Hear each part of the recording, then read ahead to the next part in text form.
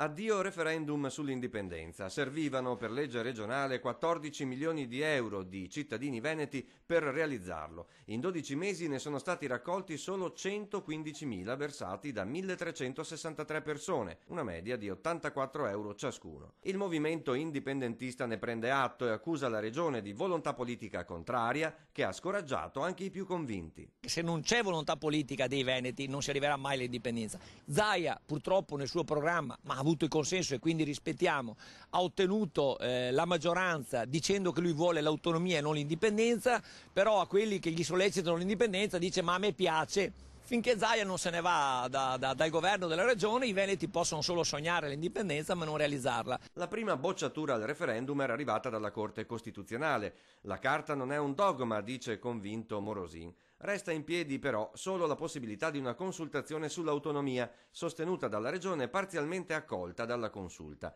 Zaia ha già fatto sapere che la giunta non abbassa la guardia e ha affidato a un gruppo di costituzionalisti di valutare e studiare nuove azioni. Anche gli indipendentisti ci credono ancora. Bisogna riscrivere la legge, quasi uguale a quella prima, con la norma meno nefanda, meno assurda della spesa che metteva a carico dei privati appunto la raccolta dei fondi. Per la giunta veneta, dice Morosin, l'unica strada è quella della trattativa con Roma sull'autonomia. Gli indipendentisti non sono d'accordo, i veneti vengono prima delle leggi romane. Ma non porterà mai nessun risultato, perché uno che chiede a un soggetto che non può o non è nelle condizioni di dare continuerà a chiedere.